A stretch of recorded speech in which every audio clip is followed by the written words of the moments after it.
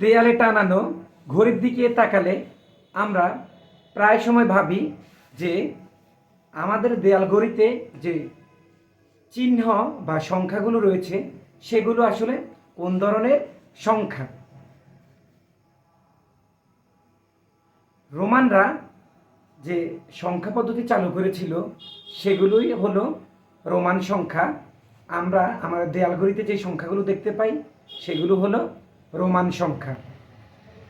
মধ্যযুগ পর্যন্ত ইউরোপে রোমান সংখ্যা প্রচলিত ছিল।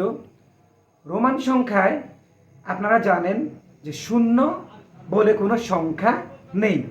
তো রোমান সংখ্যায় শূন্য না থাকার কারণে পরবর্তীতে এই সংখ্যার ব্যবহার ক্রমশ লোপ পেতে থাকে, অর্থাৎ এই সংখ্যা এখন খুব বেশি একটা ব্যবহৃত হয় না।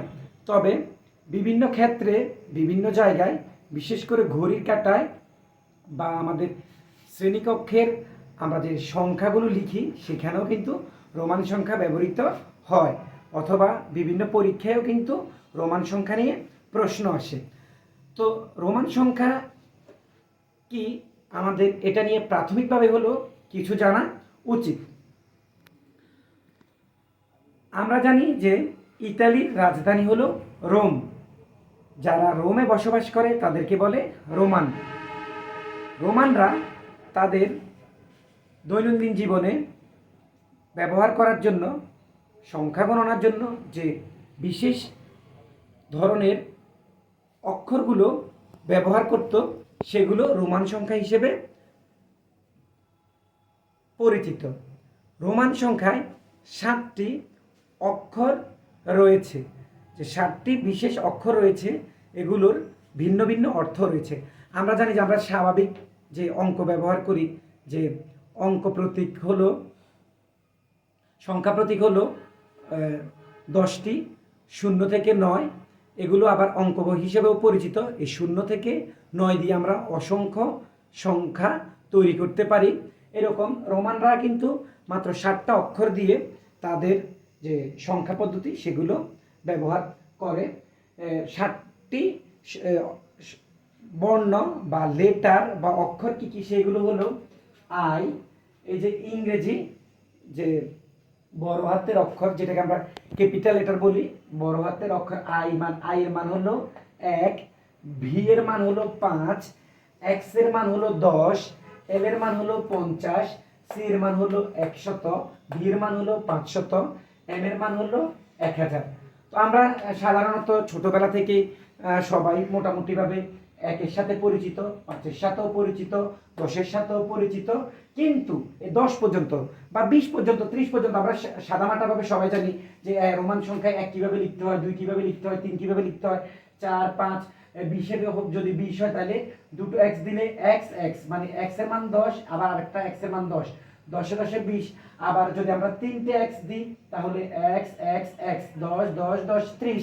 কিন্তু এই যে আমরা সাধারণত 10 পর্যন্ত জানি যে i হলে হবে 1, b হলে 5, x হলে 10, তাহলে 3টে x মানে হলো 30। কিন্তু আমরা এই পরের গুলো সাধারণত আমরা জানি না বা ব্যবহার কম। তো আমরা এগুলো কিন্তু সংক্ষেপে একটা পদ্ধতি ব্যবহার করে মনে রাখতে পারি। আমাদের এই পদ্ধতি মনে রাখার জন্যই কিন্তু আমাদের আজকের এই অনলাইন ক্লাসটি।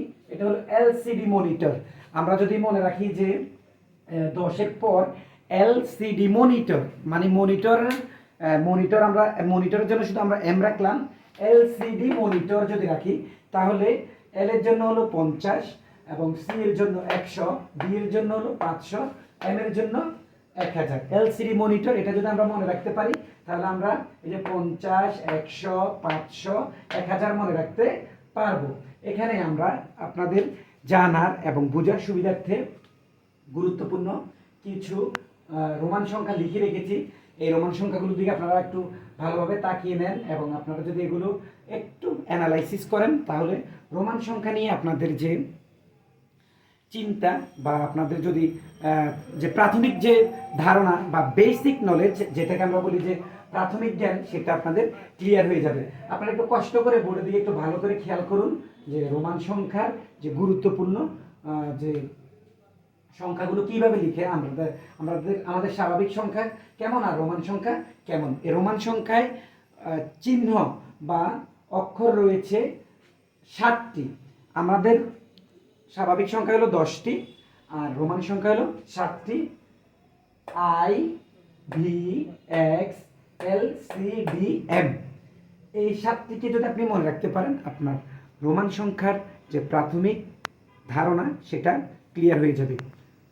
আপনারা একটু কষ্ট করে আবার বোর্ডের দিকে একটু লক্ষ্য করুন। ধন্যবাদ।